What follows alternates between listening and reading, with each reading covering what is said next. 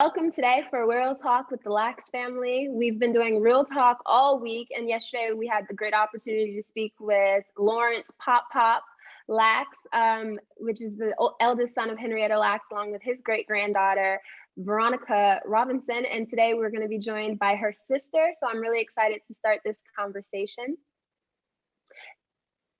Excuse me. As you know, Gila Unite is our initiative to conquer COVID-19 together. It's one goal and three objectives as we educate, empower, and mobilize our communities to reach over 250,000 people. As all the work you've been doing and sharing at the spring meeting, we know the importance of using social media and social content. So this is just one of our strategies to continue these conversations live around the nation as we work towards vaccine access as well as vaccine confidence. To learn more or collaborate with the Lax family, you can visit us at Gila100.org. And to learn specifically about the Gila Unite initiative, you can visit Gila100.org/Gila-Unite. Or follow us on social media. You can find us on Instagram, Facebook, and Twitter at CELLebrate Gila, and that's CELL CELLebrate. So I'm just honored to be joined today with a member of the Lax family. I'm going to turn it over to you so you can introduce yourself. Victoria, go ahead. Yeah. Good morning, everyone. Thank you so much for having me here. It's a privilege. I am Victoria Baptiste. I am the great-granddaughter of Henrietta Lax, and I'm also a registered nurse working to help educate patients on how important it is to not only be vaccinated, but to take care of themselves on a daily basis. Thank you so much, Victoria. I didn't want to ruin your introduction because I think as soon as people hear that you're a registered nurse, as well as kind of your family's history, that is really exciting to be like, oh, I have a million questions come to mind, right? Or your perspective is so important for the work of everyone that's on today. So I wanted to start with kind of a question that I know we had the opportunity to talk about in some of our earlier clips that everyone can find on YouTube.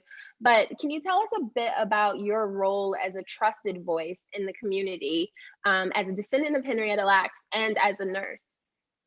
I feel like our role is to bring more awareness to the communities of, why it's important for us to be vaccinated for COVID, but also trying to bring awareness about, why clinical research is important and why we need more people of color involved in it so that we can find some cures or at least some help for some of the different disease processes that we're battling with and were battling with before COVID came along. And, even with COVID right now going on, we still, have a lot of information to learn about it. So we need that feedback from the community and people that have experienced it or, that have had loved ones that have gone through this to try to kind of tackle down, how to really eradicate, what we're going through with COVID right now. And I think the first step is us, getting vaccinated.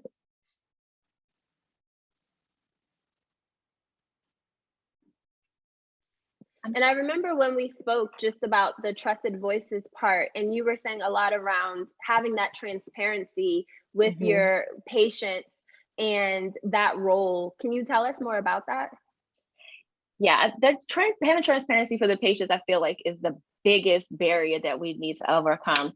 The more that we are transparent with the patients, the more that they trust us, but we have to be consistent with that trust. We can't be an open book today and then closed off and sugarcoating things tomorrow. I've been using myself as an example to educate patients right now as far as getting the COVID vaccine. I have been vaccinated. I've gotten both doses of my Pfizer vaccine. And I've been really transparent with my patients throughout the process because, of course, they want to know, have you experienced any side effects? How do you feel? Is this because their biggest fear is that they're going to get all these side effects that they've been hearing about. They're going to get really sick, that they're, some type of, experimental aid, so to speak. So I feel like me being transparent with them has, really alleviated a lot of their frustrations, but I also explain to them, everybody is different. Everybody reacts to this differently. So don't just take one person's word for that and just, make sure you stay educated, do your own research. Don't just go by word of mouth, what your neighbor said or what their cousin said. You got to do some of the legwork yourself. And if you have questions for me, if I don't have it, I'll get it for you. And I love how you use yourself as an example in that. What advice would you give other healthcare providers on how to engage our communities especially communities of color, on research or the vaccine? Being transparent is the first part, because of course, once you say research about anything, they automatically start to think about history and, feel like they're just taken advantage of, and, it's going to be experimental and things like that. But when they see people that look more like the community in which you serve, and you're explaining to them why it's important for us to, get vaccinated or to be a part of clinical research and things, you have to keep that trust. It's already going to be hard, for people to come in, doctors especially. That white coat symbolizes something for the patients, and they either are going to be all open and trusting, or they're going to be really reserved and feel like they have some distrust. So when you come in, you build that relationship with the patient, talk to them like they are a person, not just somebody we're ready to diagnose, because that makes a big difference to them when they feel like you're coming to them on a humane level as well as a practitioner. And once you've gotten that relationship with them, you have to keep that relationship the same. Be consistent. Don't be the good, friendly doctor that's open and patient today, and then tomorrow you're closed off to them and, don't have time to give them information and things like that. We have to make sure we are very consistent with our patients. And if we're going to be transparent, we need to be transparent all the time. We can't, seesaw our way through that. Consistency is the biggest thing with patients. You can't tell them you're going to be here and see them every Wednesday, and then you miss a Wednesday, then you miss another one, and then another one. Now they don't trust you, and then they don't trust your diagnosis either. 100%. And I know we had a chance to chit chat a little bit before, and you were saying some of what you're experiencing now, being in the dialysis center and also working in the emergency center. Can you tell us a bit about how that changes your perspective and your approaches? Because I think that's a great best practice for other people to kind of go into their day to day. Yes. So in the hospital setting, it's much different, of course, we know, than a chronic dialysis unit. I'm dealing with the same patients Monday, Wednesday, Friday. I've built a relationship with these people. I know what their grandchildren's name are. I know when they're graduating. I know when their birthdays are coming up.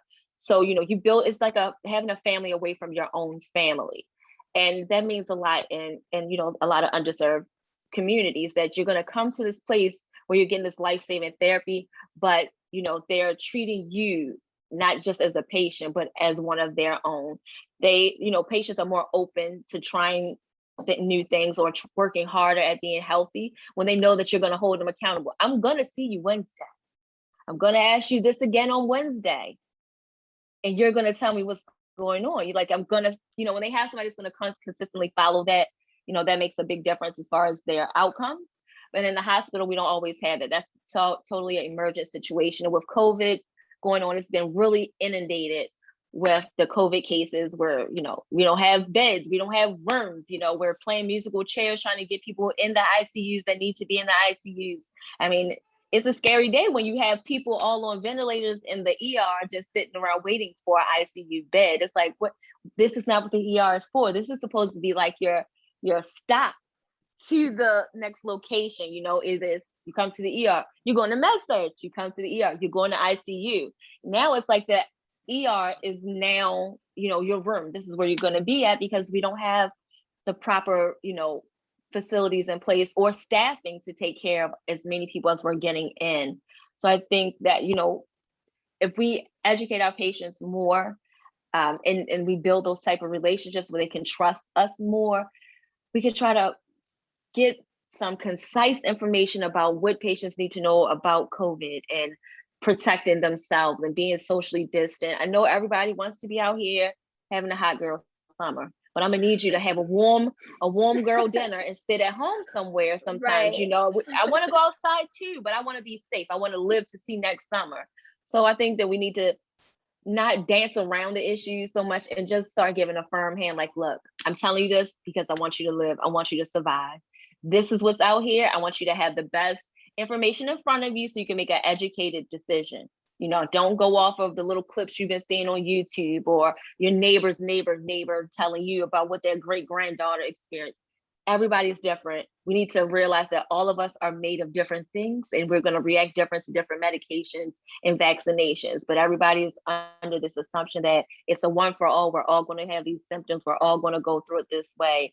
And that's just simply not true. But us as, practitioners and doctors and everybody has to really we need to find a way to be concise and consistent with that information. Some people get COVID and don't get vaccinated. Mm-hmm. Yeah. Because some people are saying people get COVID, you have to wait 90 days to get vaccinated. But then I've just had a patient recover from COVID and their primary care physician told them that they can get their vaccine next week. So I'm looking like, okay, we went from 90 days to 7. Like, what's the real answer, So that's something that I feel like has been like kind of all over the place as well for the patients. And when you're telling them like, no, you need to wait 90 days. And they're like, well, my doctor said I can get it next week. How do you come against that? I don't want you to feel like you can't trust your doctor, Right. You don't want to break any relationships. Exactly. So at the same time, like, trust your practitioner. Mm-hmm. Exactly. So I don't try to undermine that because I'm the nurse. And I know that the information I received was 90 days, but that also changes from different facilities, different research that other people have gotten. So if your doctor told you 7 days, I'm going to tell you to trust your practitioner, because for one, that's their liability. So I'm not going to tell you, oh, you don't trust them and now you feel like everything your doctor's told you is wrong now. No, that's not true. Maybe they just got different information than what I received, but trust your practitioner. I'm it's not all going to go about that trust, right? And it definitely that's so much what we've seen is with the communications, right? We're in this infodemic, and that's a lot of what we're doing with CELLebrate Unite is combating the infodemic, where we can get so much misinformation so quickly, and it can even come disguised as something that looks legit or like it's correct, and it reaches all of us. We know that now, that it's not just some people that are susceptible to misinformation or these type of campaigns, especially in the digital space. So that's why it's even more important that we're able to reach people in this way. So before we turn over to Q&A, I know one question that you get all the time, and I will kick it off with this one, is what are you most proud of about your great-grandmother's legacy, about Henrietta Lacks's legacy? There's so many things to be proud of, but one of the things I'm most proud of is the conversations that have been garnered from the education people have received about my great-grandmother.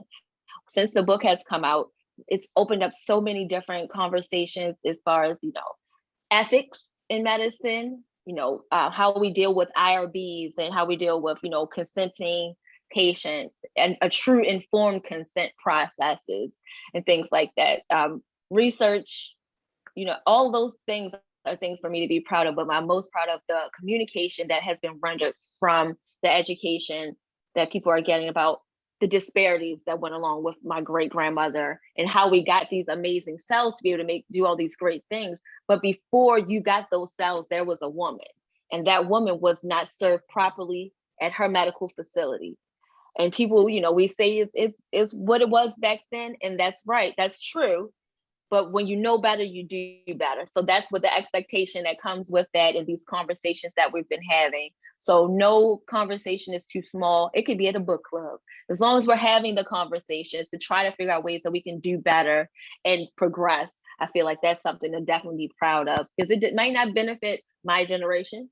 These conversations might not benefit my children's generation, but it will be beneficial down the line, for these other children. And that makes a big deal. That's a big deal for me.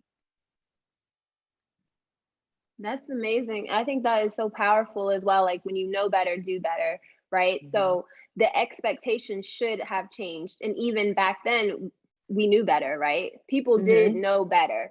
So to hold history at a different level, it's not always clear. One of the questions Veronica got yesterday that people loved was around the use of Henrietta Lacks's cells and how you're coming to the table now. Can you tell us a bit about your perspective and why you think your work is important in this way as a member of the family? For me, I feel like my work is important because I'm a nurse, first of all. So I'm saving lives every day, even if it's just me telling somebody that, you know what, take this vitamin, you're going to do better. I feel like that's just being here and touching people every day, just solidified my place, with this legacy, with the family. Before I was a nurse, I was a medical assistant. I've always been in medicine. I've always wanted to take care of people. And I give that to my great grandfather, Henrietta's husband, David Lacks. My pop, that's what we call David. Pop was the first experience I had with helping to take care of somebody. He had diabetes when I was young, and he used to give himself insulin, and I was always curious and up underneath of him. So I'm like, Pop, why are you sticking yourself the needle? What's going on? He educated me about his sugar levels and why he had to take the insulin, and even showed me how to give him insulin. So from right there, 4-year-old me knew that I belonged in a field that was going to take care of people. And then with our legacy coming along, now, and us being able to educate different people in communities, I feel like it's my duty to go out and educate people as much as I can, to advocate for those who don't have anybody to advocate for them. Because I feel like my great grandmother could have definitely benefited from somebody advocating for her when she was in the hospital. So I think that, that's what's important for me with this legacy, for us having this platform and using it responsibly, making sure we're educating the communities with the important things and making sure we're giving them facts, and also advocating for them and teaching them how to advocate for themselves. Because this is your health, this is your life. You have to step up and speak up for yourself now. You have some onus for this as well. Your practitioners can only go so far. We can suggest, we can educate, we can tell you what we need you to do to get better, but you have to take that next step in actually doing those things and wanting to do it and keeping up with it. When we say follow up in 3 months, we need you to follow up, because we can't tell if it's working. We need to do partners, right? It's a collaboration, it's a partnership in your care. And that's what we love about, this patient perspective and having empowered patients. I know when we all came together for Heal Unite, a lot of it is around empower, inform, and mobilize, right? We can't just give people information and leave them to their complete own devices. But if you feel empowered, you can take the resources you have, you can access them, and you can kind of advocate for yourself or have a family member advocate. And that's what I love about what your family does. And we got Pop to tell us a bit about how you have a younger lax go with an older lax to appointments, right? Is that how it works? And then you have someone there that can check in on you, because sometimes and that then white that coat person is real. And then that younger person that's with the older person will call one of us other young people, like, look, this is what they said, like, is this right? Somebody, because we all have our different specialties, some of us in medicine, some of us, in psychology and things. So we all have a little bit of input in what's going on with that elder. And it's mostly Pop, because his granddaughters are crazy. We're all on him, like, what's going on? What's Pop doing? My sister is the biggest one. She kind of kidnaps Pop often. So we usually get valid information through her. But and I think more families need to do that. And I feel like, in older times, like, that is what it was. The younger generation took care of the older generation. Like, me and my sister fight about who's getting mommy. When my mother gets to the point where she can't live by herself, and I'm like, I'm taking her, and my sister's like, no, you're not, I'm taking her. So we're fighting over who's taking care of our elderly people. We need more people to fight about who's taking care of theirs. Okay, it's too many people in families, and especially today with what our population is, we have the young ones can help out too, and that teaches them responsibility, and it teaches them ownership of taking care of yourself, let alone that elder person. We need to start bridging those type of generational wealths, as well as the ones we're financially trying to get as well. That money's not going to take care of you the same way your parents are, or your daughter's going to take care of their loved one. So that's the important. My daughter's taking me. Yeah, I was just about to say, when we had Bria on and the relationship, I could already tell, like, y'all are on the same level. You looked at her, and everyone, I encourage you to watch the Real Talk on YouTube, because this clip is in it. Victoria looks at her daughter, who is 18, right? Bria's 18 now. And she goes, and mommy always says, what? Do your own. And like that, she answered you, research. So everything you're saying is 100% true. And that's why Next Gen and STEM and a lot of the stuff we're doing through Hilo 100 is about educating the next generation, not only on who Henrietta Lacks was, right? That being a part of their curriculum, because that teaches you so many parts. So like you were saying, with IRB and ethics to the actual biology. Her story and your family story encompasses so much of that, but also doing your own research, understanding the opportunities that are open to young people of color, young Black children that want to go into genetics, into science, into the whole STEAM, including art, because we've seen some amazing art done as well in honor of Henrietta Lacks. I encourage everyone to go to the Q&A box at the bottom. I see people are chatting in the chat function, but we're answering questions that are submitted to the Q&A. I know there were some questions around, we got the chance to talk about this, so around the All of Us research and the importance of diversity in research. So can you tell us a bit about like your motivation and even encouraging your own patients or attending events like this talking about research?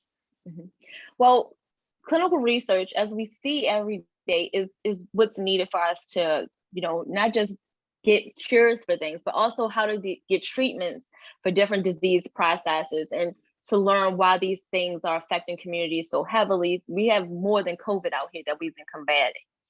We've kind of forgotten about all those things because COVID has kind of smacked us really badly, but there's a lot of other disease still out there. And some of those disease processes are more susceptible to different ethnic groups than others. If we're not a part of the research, then how can we expect to have treatment and medication that's specific to us, because our bodies don't all react the same, since like African-American men of color, I'm just using this as an example, like prostate cancer. African-American men are more susceptible to getting prostate cancer, right? So wouldn't you want to have more African-American men represented in clinical researches about benign prostate hyperplasia, about prostatitis, those type of things, because they're more susceptible to getting them. But since, it's so hard to get people of color, to be a part of research because of how historically, bad that we've been treated and misused and abused, for research, that has built a lot of barriers that we're still having overcome.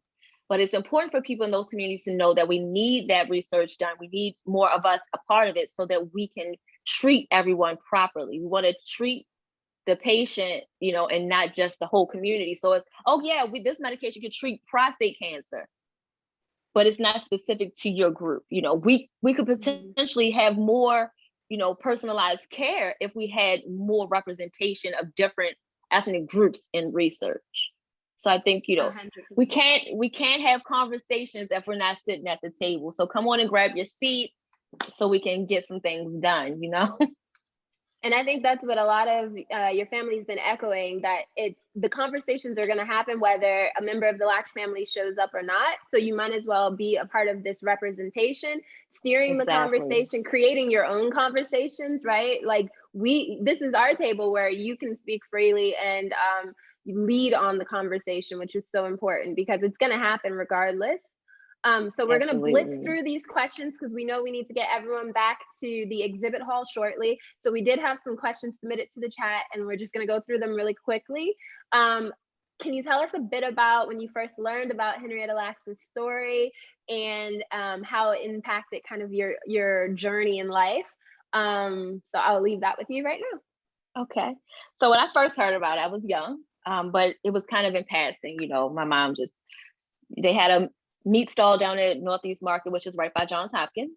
And they would, people from the community knew the family, and sometimes they would come and you would hear things. So my mother, one day I was down there helping out. I was in the older of my generation of cousins.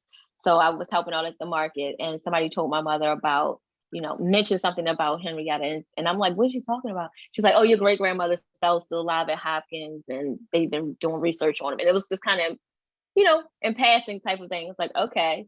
And I grew up in a generation where children are seen and not heard. So the older generation could have very well been having these conversations about Henrietta and herself. And I would have never known anything about it anyway, because I didn't belong where the grown people were. So I really didn't get as much information, the amount of information that I have now, until the book actually was coming out, right before the book was coming out. And I was kind of learning some of my family's secrets, so to speak, with everybody else.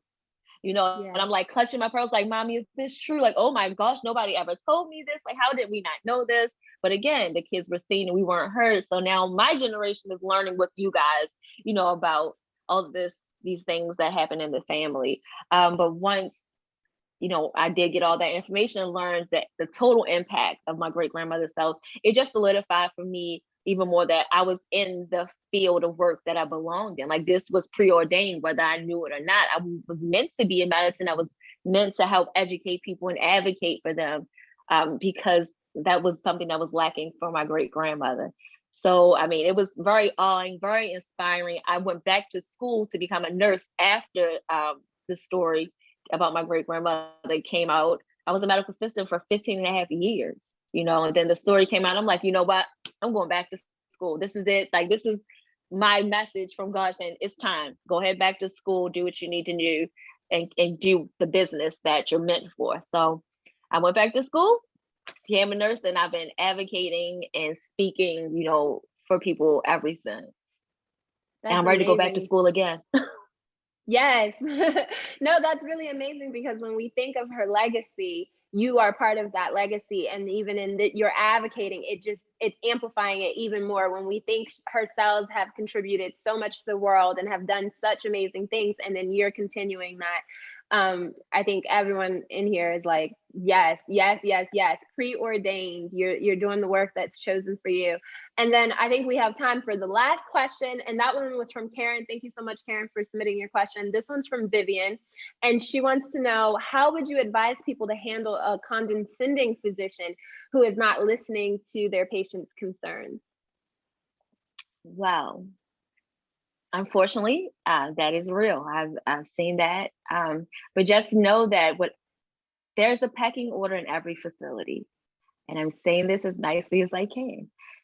The doctor is not always the end all be all. So if you don't feel like you're getting the quality of care, and being respected is one of those qualities of care that you feel like you should be getting from your physician, then they do have things called hospital services, patient services at different hospitals. That's what they're there for. They are your silent advocate, meaning they're silent because most patients don't know they exist until you have a nurse that is, seeing you go through something like, hey, you can call, client services. And what that does is they, submit a report. And then sometimes, that report gets escalated. If you're you have a condescending resident, they have an attending. You can talk to them. You're not locked in with any doctor, first of all. If you feel like you're not being treated respectfully by your physician, you have the right to your medical record, and you have a right to take that medical record to another doctor. That's why we have so many physicians and so many specialties and all that good stuff. That is, you do not have to stay where you don't feel comfortable. Part of your quality of care is you being able to trust your physician.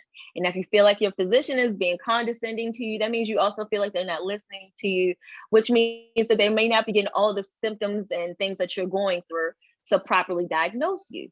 You can get your medical record. Some places will charge you, some places don't, but you can get it. All you have to do is call, the front desk, or call the medical records department if it's the hospital, and they will give you your medical record. And you can feel free to call your insurance company. They will recommend other physicians that accept your insurance that you can go to until you find one that you vibe with, that you feel comfortable with, that you feel like they respect you and you respect them. And then that way you can have a better outcome for your quality of care. Great answer. Thank you so much for your time, Victoria. That's all the time we have today. Thank you guys. Thank you everyone for joining us. I think that just brought it full circle, right? Even having family join you for these type of doctor's visits or checkups, so you can advocate with them, or they can speak up when you're not feeling it. Please, if you have any more questions, you can always reach us at impact@helo100.org, or you can go to helo100.org and look at our collaboration page if you want to speak with or collaborate with the Lax family. Thank you everyone for joining us today, and we'll see you back at the exhibit hall. You can find us at booth 3. One last thing, treat your patient like it's your family, honey. If you don't want your mama treated like that, don't treat your patient like that, okay? It's been said, sealed.